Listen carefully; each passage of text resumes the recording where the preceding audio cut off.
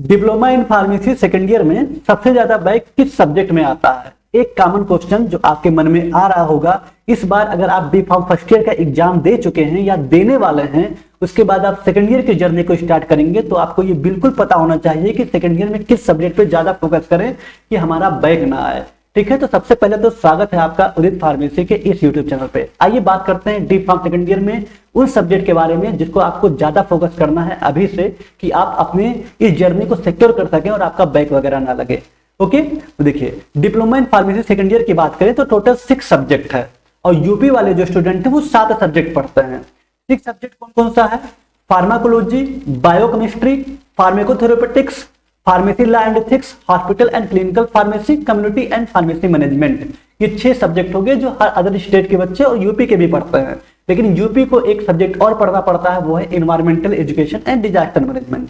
ठीक है, ये तो क्लियर है। अब आइए हम 2 से 3 साल का डाटा देखते हैं जो यूपी वीटीई से या फिर अदर स्टेट के कंपैरिजन की बात करें कि किस सब्जेक्ट में ज्यादा बैक आ चुका है। मतलब मैक्सिमम बच्चे रीबैक मतलब बैक का फॉर्म भरे हैं, एग्जाम फिर दिए हैं, फिर क्लियर किए हैं। तो यहाँ पे एक ग्राफिकल डाटा है जिसको ध्यान से देखिएगा। D pharm second year subject की बात करें तो मोस्टली बैक इन एग्जाम 2 से 3 साल, हम मतलब 2 से 3 साल का एक रेशियो लिए हुए हैं यूपी का और अदर स्टेट सबको काउंट करते हुए। तो यहाँ जो सब्जेक्ट है सबसे पहले देखा गया है वो फार्माकोलॉजी। ठीक है, फार्माकोलॉजी जो डी फार्म सेकेंड ईयर का एक सब्जेक्ट है, यहाँ पे सबसे ज्यादा बैक लगता है। इस चीज का ध्यान रखिए, अगर आप अच्छे से नहीं पढ़ेंगे, अच्छे तरीके कॉन्सेप्ट को नहीं देखेंगे, तो फार्माकोलॉजी जो एक सब्जेक्ट है यहाँ सबसे ज्यादा बैक देखने को मिलता है। इसलिए फार्माकोलॉजी को आप हल्के मत लीजिएगा, उसको बहुत अच्छे तरीके से पढ़िएगा। अच्छे से कॉन्सेप्ट को सीखना बहुत जरूरी है। आगे चर्चा करेंगे कैसे पढ़ना है, लेकिन जो सबसे ज्यादा बैक लगता है वो फार्माकोलॉजी में लगता है, इसलिए फार्माकोलॉजी को बहुत सीरियसली अच्छे से पढ़ाई करना है। उसके बाद सेकंड जो सब्जेक्ट है वो है बायोकेमिस्ट्री। बायोकेमिस्ट्री जो कि बहुत टफ सब्जेक्ट नहीं है, लेकिन उसमें कुछ केमिकल पाथवे वगैरह हैं। ठीक है, और जो पैथोलॉजी वाला पोर्शन है ना, वहां से भी कुछ क्वेश्चन कंफ्यूजन हो सकते हैं। तो इसको भी आपको अच्छे से क्लासिफिकेशन, कुछ इसमें क्वालिटेटिव टेस्ट होते हैं, गुणात्मक परीक्षण जिसको कहते हैं, वो आपको आना चाहिए, तभी आप इस सब्जेक्ट को बहुत अच्छे से क्लियर कर सकते हैं। ठीक है, तो मैक्सिमम जो सब्जेक्ट में बैक लगा हुआ है 2 से 3 साल में देखा जाए वो फार्माकोलॉजी में है, फिर बायोकेमिस्ट्री में है। उसके बाद देखा गया pharmacy law and ethics. Pharmacy law and ethics जो कि आपको थोड़ा लॉ और एथिक्स के बारे में पढ़ना होता है, नियम कानून के बारे में, कौन सा अधिनियम गवर्नमेंट पास किया था, किस अधिनियम के अंदर क्या आता है, 1948 एक्ट क्या है फार्मेसी का, ये सारी चीजें आपको आनी चाहिए। तो इस अधिनियम से रिलेटेड थोड़ा सा याद करने वाली चीजें हैं। अगर आप इसको याद नहीं करेंगे और कॉन्सेप्ट अच्छे तरीके से नोट्स नहीं बनाएंगे तो यहाँ पे भी बैक आता है फार्मेसी लॉ एंड एथिक्स में। तो कोलॉजी बायोकेमिस्ट्री के बाद अगर देखा जाए जो बैक आया हुआ है वो किसमें आया हुआ है? फार्मेसी लॉ एंड एथिक्स में, जो कि 68% कह सकते हैं अदर स्टेट और यूपी का मिला करके। उसके बाद बात करें तो उसके बाद बात करें तो आपका फार्मेकोथेरेपेटिक्स है। फार्मेसी लॉ एंड एथिक्स के बाद फार्मेकोथेरेपेटिक्स है। फार्मेकोथेरेपेटिक्स अगर आप फार्माकोलॉजी पढ़ रहे हैं तो कोशिश करिए साथ में फार्मेकोथेरेपेटिक्स भी पढ़ते रहिए, बहुत सारी चीजें रिलेट होंगी और आपको समझ में भी बहुत अच्छे से आएंगे। डिजीज का किस तरह से डिजीज हो रहा है, कैसे उपचार करना, सारी चीजें इसमें आएंगे। तो इसमें भी बैक लगा हुआ है। अगर आपको कॉलेजी के एचएपी के जो फर्स्ट ईयर में पढ़े थे कॉन्सेप्ट वगैरह क्लियर नहीं है तो आपके फार्मेकोथेरेपेटिक्स में बैक आ जाएंगे।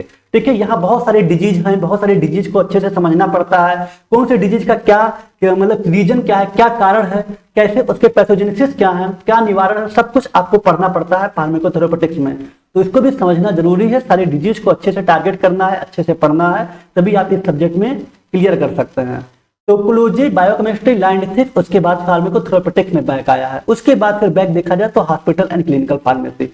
ये इजी सब्जेक्ट है, इसमें जनरली बैक आना नहीं चाहिए, लेकिन 60% बैक आया है अदर स्टेट यूपी की बात करें तो, क्योंकि यहाँ पे हॉस्पिटल्स के बारे में, हॉस्पिटल के फार्मेसी के बारे में, कुछ वहाँ पे कम्युनिटी बनाई गई है, कमेटी के बारे में आपको आना चाहिए। कितने फार्मासिस्ट होते हैं, कितने हॉस्पिटल को जो कैटेगराइज किया गया है, कितने बेड का कौन सा हॉस्पिटल होता है, छोटा हॉस्पिटल क्या होता है, बड़ा हॉस्पिटल क्या होता है, स्पेशल हॉस्पिटल क्या होता है। ठीक है, ये सारी चीजें आनी चाहिए। मतलब एलोपैथिक हॉस्पिटल जहाँ एलोपैथिक दवाइयाँ चलती हैं, आयुर्वेदिक हॉस्पिटल को कैसे कैटेगराइज किया गया है बेड के हिसाब से, ये सारी चीजें आनी चाहिए। और कुछ बहुत सारे रूल हैं, जैसे मेडिकेशन एरर, दवाइयों की गलतियां कैसे होती हैं, उसका क्या सुधार है, और बहुत सारी चीजें होती हैं जो यहाँ पे पढ़ने होते हैं, जो आगे डिस्कस किया जाएगा। तो लॉ एंड एथिक्स में भी 60% बैक आया हुआ है, इसलिए इसको भी पढ़िए।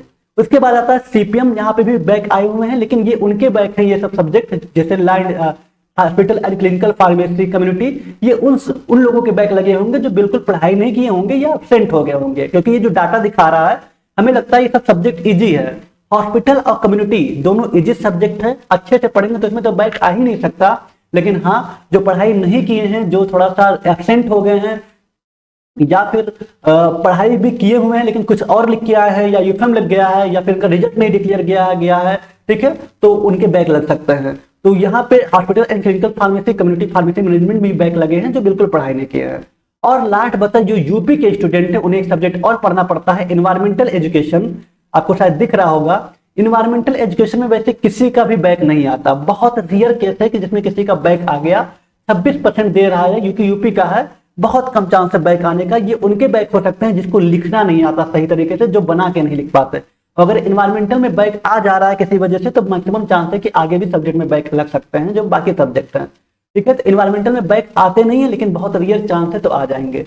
सबसे ज्यादा आपको फोकस करना है इकोलॉजी पे, बायोकेमिस्ट्री पे, लैंड एथिक्स पे, फार्माकोथेरेपेटिक्स पे, ठीक है। ये चारों सब्जेक्ट को बहुत अच्छे तरीके से अपने शेड्यूल को इस तरह से बनाइए कि इस पे आपको ज्यादा फोकस करना है, खासकर इकोलॉजी, बायोकेमिस्ट्री और लैंड एथिक्स। बाकी सब्जेक्ट आपके इजी हैं, उसको अगर आप अच्छे तरीके से एक बार टाइम देंगे तो कवर होता चला जाएगा। डेली 1-1 घंटा टाइम देंगे तो कवर हो जाएगा, ठीक है।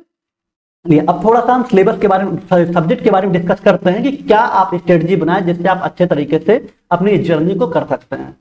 फार्माकोलॉजी, जिसमें सबसे ज्यादा बैक लगता है, फार्माकोलॉजी में जनरली है क्या? फार्माकोलॉजी में हम ये पढ़ते हैं कि जो आप दवा खाते हैं ना, दवा कैसे काम करता है, ठीक है, कैसे हमारे बॉडी में एक्शन देता है, ठीक है। हमारा सर दर्द हो रहा है, दवा खाए, दवा पेट में गया, सर का दर्द कैसे ठीक हो जा रहा है, मतलब कैसे जो आपका एडीएमई प्रोसेस है, जो कि आपका एब्जॉर्प्शन, डिस्ट्रीब्यूशन, ठीक है, मेटाबॉलिज्म, एक्सक्रीशन, दवा कैसे खाए, वो कैसे दवा जाके पेट में घुला, फिर किस तरह से वो हमारे ब्लड में डिस्ट्रीब्यूट हुआ, कैसे उसको पता चला कि हमारे हाथ में दर्द हो रहा है, हाथ के दर्द का दवा खाए हैं जो कि पेट में दवा गया, किस रिसेप्टर से बाइंड किया। अगर इसको अच्छे से पढ़ेंगे तो बहुत समझ में आएगा। तो कॉन्सेप्ट को सबसे पहले समझिएगा। ड्रग के क्लासिफिकेशन यहाँ पढ़ने होंगे, जैसे आप फार्मास्यूटिकल केमिस्ट्री फर्स्ट ईयर में पढ़े थे वैसे ही क्लासिफिकेशन यहाँ भी पढ़ना है। किस कैटेगरी के कौन से ड्रग हैं, वैसे ही क्लासिफिकेशन अगर फर्स्ट ईयर का याद है तो यहाँ पे भी आप उसको अप्लाई कर सकते हैं।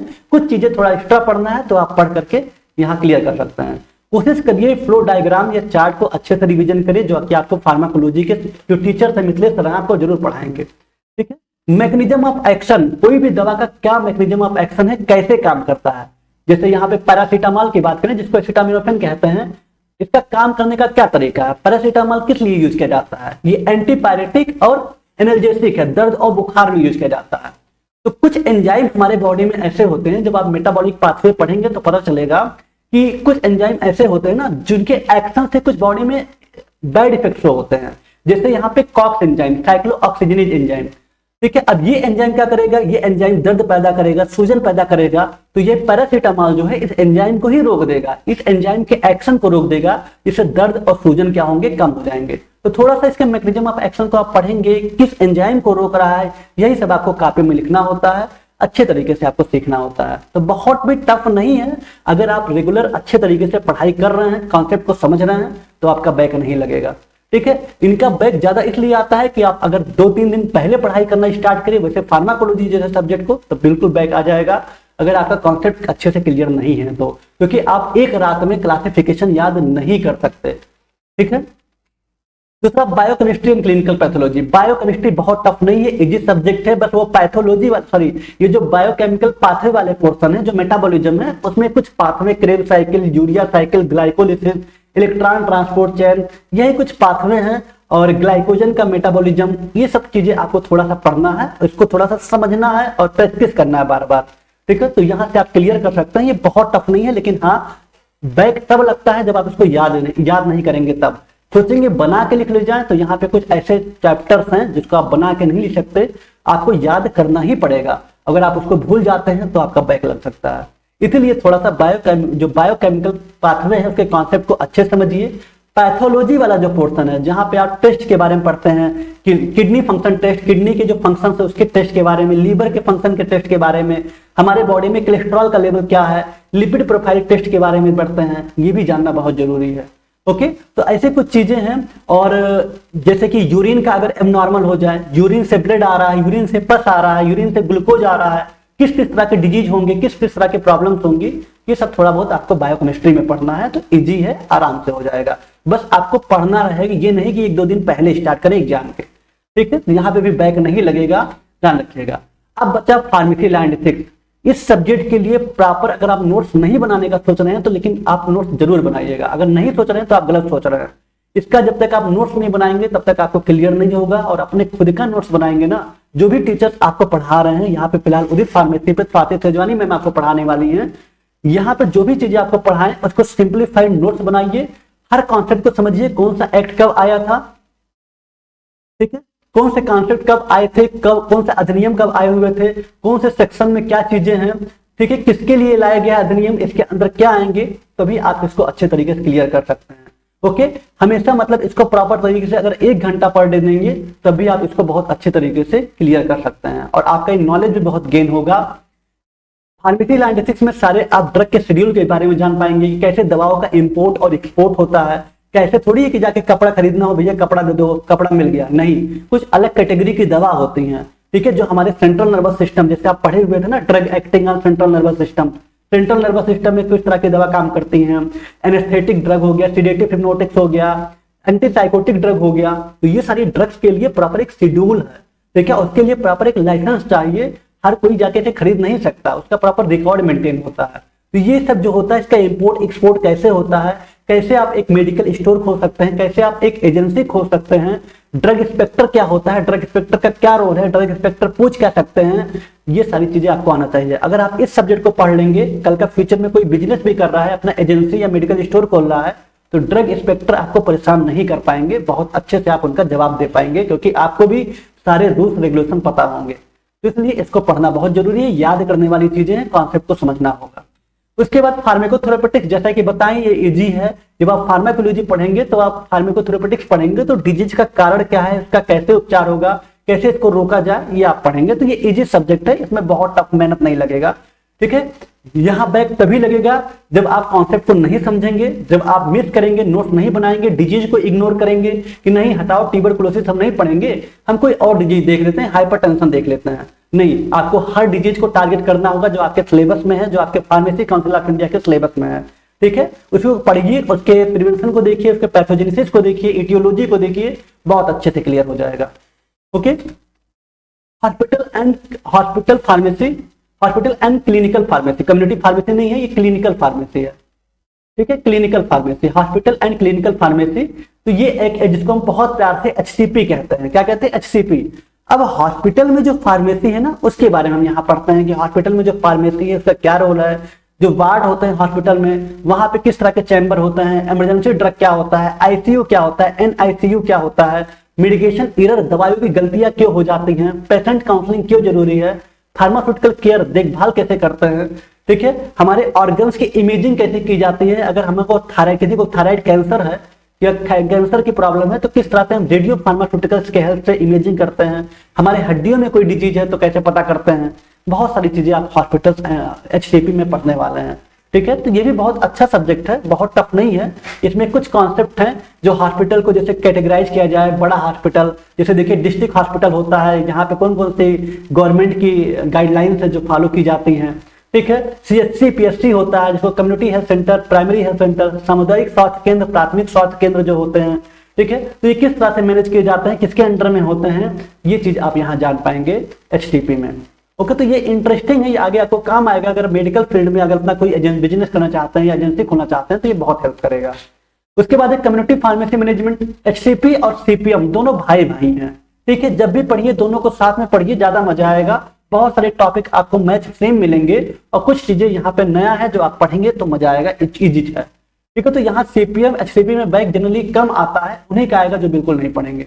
ओके, एंड लास्ट जो यूपी स्पेशल है, यूपी स्पेशल की बात करें, यूपी स्पेशल जिसको आपको पढ़ना होता है EE and DM, environmental education and disaster management, इसमें तो जनरली किसी का बैक आता ही नहीं है, लेकिन बाय द वे वही बात है ना कि जिसको लिखना नहीं आया, जिसकी राइटिंग गंदी हुई या कोई छोड़ के चला आया तभी बैक आता है, वरना इसमें बैक नहीं आता। तो ये भी हम बिल्कुल बहुत इजी तरीके से पढ़ा देंगे जो यूपी के स्टूडेंट हैं। इन्वायरमेंटल पे बहुत ज्यादा प्रेशर मत लीजिए, जिसको आप बहुत आराम से हफ्ते में एक बार पढ़ सकते हैं, हफ्ते में एक बार एनवायरमेंटल को पढ़िएगा, बहुत अच्छे से कवर कर लेंगे। धीरे धीरे धीरे धीरे पढ़ते रहिएगा, बहुत प्रेशर नहीं लेना है, तो ये आपका बैक नहीं लगेगा, बहुत आराम से क्लियर कर लेंगे। आपको जो सबसे ज्यादा ध्यान देना है, फिर कह रहे हैं फार्माकोलॉजी, बायोकेमिस्ट्री एंड थर्ड आपका लाइंड एथिक्स। 3 सब्जेक्ट बोलेंगे, फार्माकोलॉजी, बायोकेमिस्ट्री और लाइंड एथिक्स, इस पे बहुत फोकस करना है। बाकी सब्जेक्ट एचसीपी, सीपीएम और आपका ईईडीएम, इस पे बहुत कम भी फोकस करेंगे तब भी काम चल जाएगा। ठीक है, तो यही था। इसी के साथ अपनी जर्नी आप स्टार्ट करिए, अच्छे तरीके से मेहनत करिए और बेस्ट करिए अपना। बाकी उदित फार्मेसी का डी फार्म सेकंड ईयर का बैच लॉन्च हो चुका है।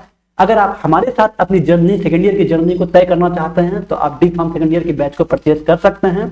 क्लासेस जो कि 20 जुलाई से स्टार्ट होनी थी, लेकिन अभी जैसा कि बहुत सारे बच्चों का डिमांड था कि सर अभी हमारा यूपी बीटी का रिजल्ट नहीं आया हुआ है, ठीक है, और अगर अदर स्टेट की बात करें तो मध्य प्रदेश का भी एग्जाम ही नहीं हुआ है, राजस्थान का एग्जाम ही नहीं हुआ है, कुछ स्टेट के रिजल्ट आ गए हैं, जैसे महाराष्ट्र की बात करें तो थोड़ा सा और वेट कर लेते हैं। 1 अगस्त से क्लासेस को स्टार्ट करेंगे। कब से? 1 अगस्त से। 1 अगस्त से उदित फार्मेसी के ऐप पे डी फार्म सेकंड ईयर की क्लासेस स्टार्ट हो जाएंगी। तो एडमिशन ओपन है, अगर आप ज्वाइन करना चाहते हैं तो आप बिल्कुल आसानी से ज्वाइन कर लीजिएगा। यहाँ daily live class, exit exam का गाइडेंस, रिकॉर्डेड लेक्चर्स, नोट्स सब कुछ मिल जाएंगे एक ही जगह पे। और फ्यूचर में अगर क्रैश कोर्स होगा, टॉप 20 होगा, वो भी आपको फ्री में मिल जाएगा। ठीक है, उदित फार्मेसी क्लासेस ऐप डाउनलोड कर लीजिए, मोबाइल नंबर से लॉगिन कर लीजिए, अपना नाम, अपना ईमेल आईडी यहाँ मेंशन कर लीजिए। उसके बाद आप पहुंच जाएंगे कोर्सेस वाले ऑप्शन पे। कोर्सेस वाले ऑप्शन में जाकर के बैच को परचेज कर सकते हैं।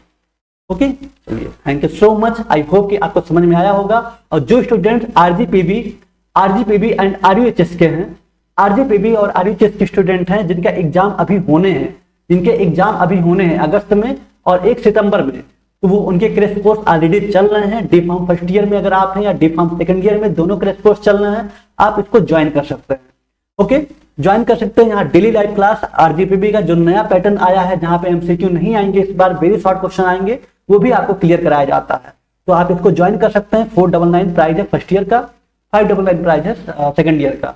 ओके, चलिए, तो आई थिंक आपको समझ में आया होगा और किस सब्जेक्ट में अपनी जर्नी को स्टार्ट करना है, किसमें मेहनत करना है, आप बिल्कुल समझे होंगे।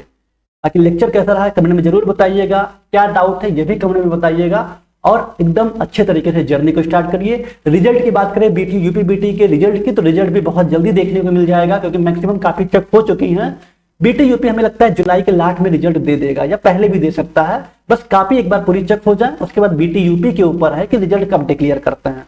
ठीक है, तो उम्मीद मान के चलिए जल्दी ही रिजल्ट आ जाएगा, तो आप भी थोड़ा गहरी सांस लेंगे और अच्छे तरीके से अपनी जर्नी को स्टार्ट कर पाएंगे।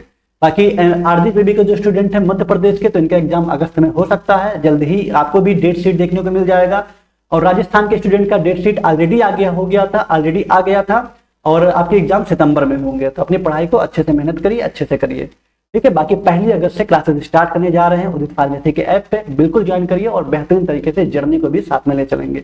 ओके, चलिए, बाकी कोई डाउट है तो aditya3.official personal Insta ID follow कर सकते हैं, उदित फार्मेसी इंस्टा आईडी है फॉलो कर सकते हैं। ठीक, चलिए, thank you so much, love you all, take care.